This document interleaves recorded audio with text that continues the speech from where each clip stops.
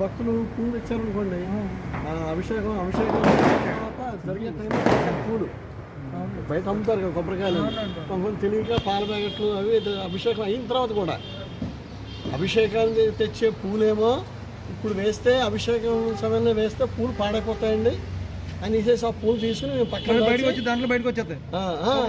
దండలు కాదండి, పువ్వులే అవన్నీ దాచేసి పక్కన పెట్టి అలంకారంలో అంటే గుడికి ఖర్చు పెట్టే డబ్బులు ఖర్చు అవ్వకుండా అంటే వాళ్ళు వచ్చిన 10 రకాల 100 పుట్లు వస్తే 100 పుట్ల పూలు పెట్టి అవే అలంకరణ చేయాలి.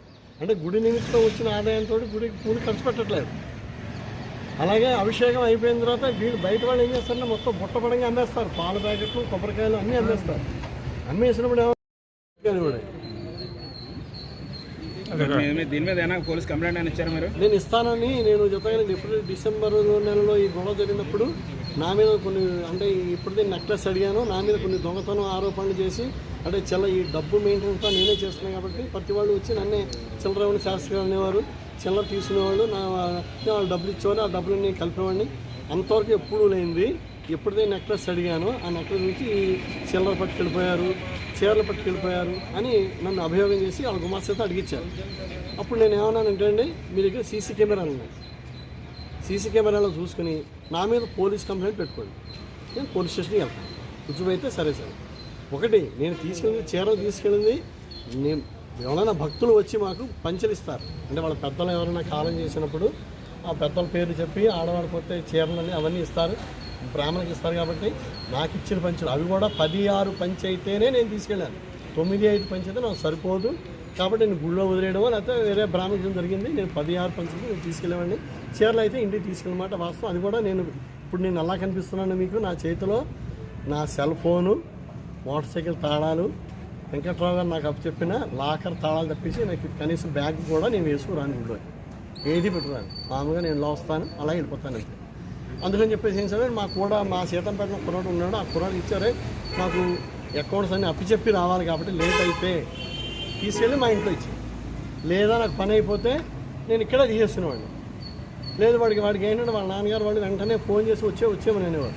వాడు ఏమన్నా ఆగితే వెళ్ళి అది తీసుకుని అదే అన్న నాకు భక్తులు ఇచ్చింది నేను తీసుకున్నాను, నేను అమ్మవారి చీరలవి నేను పట్టుకెళ్ళిపోలేదు అని కూడా నేను ఖచ్చితంగా చెప్పాను. దానికి ఏంటంటే ఇప్పుడు ఏమేం చేశారంటే ఇప్పుడు భక్తులు పూలు ఇచ్చారనుకోండి, అభిషేకం తర్వాత జరిగే టైంలో పూలు బయట అమ్ముతారు కదా, కొబ్బరికాయలు కొంతమంది తెలియక పాల ప్యాకెట్లు అవి అభిషేకం అయిన తర్వాత కూడా అభిషేకాన్ని తెచ్చే పూలేమో ఇప్పుడు వేస్తే అభిషేకం సమయంలో వేస్తే పూలు పాడైపోతాయండి అని తీసేసి ఆ పూలు తీసుకుని పక్కన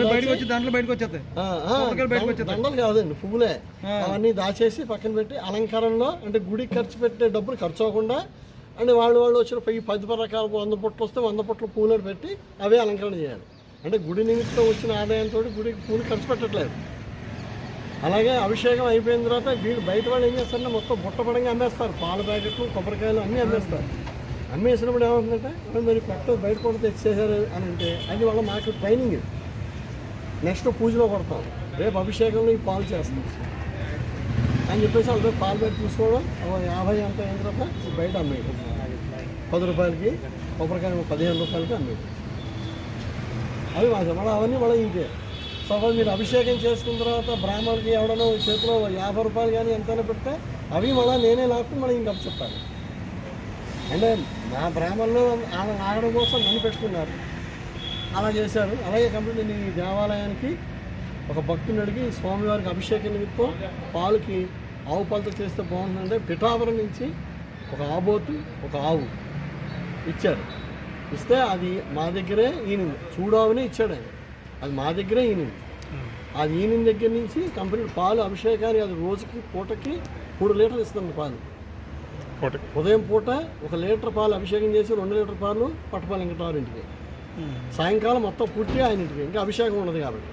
పైగా నాతో ఏంటి ఆవు పాలు మేడం గారికి చాలా బాగుంటాయి, ఆరోగ్యంగా ఉంటాయి. నేను అప్పుడు వెంటనే నాకు ఆ ఐడియా అర్థమయ్యి ఏమండి నేను ఆయన దగ్గర ఆవుని ఇచ్చిన ఆయన దగ్గర చెప్పాను. నేను ఏమండి అభిషేకానికి ఆయన నేను అడిగి తీసుకున్నాను, రేపటి నుంచి జరగట్లేదంటే ఆయన అడిగితే నేను సమాధానం చెప్తాను, అలా కుదరదండి, మీకు అది కుదరదంటే ఆవును తోలేండి వెనక్కి ఆయన చెప్పండి, మేము అభిషేకం మా ఇంటి మేము పట్టుకెళ్తాం పాలంటే ఆయనకి ఇష్టమైతే ఉంచుకుంటే ఉంచేసుకుంటాడు, లేకపోతే ఆయనకి ఆ ఆవును ఆయన తోలేండి అని చెప్పాను. ఆ ఆవుకి కావాల్సిన గ్రాసం దగ్గర నుంచి కూడా ప్రజల దగ్గర నుంచి నేనే మైక్లో చెప్పి తౌడని మన ఉలవలని అంటే ఆదాయం తప్పించి కానీ గుడికి ఖర్చు రాయించకూడదు. ఆదాయం ఒకటే, ఇప్పుడు ఎలా తెచ్చినా ఆదాయం తీసుకొస్తే ఓకే.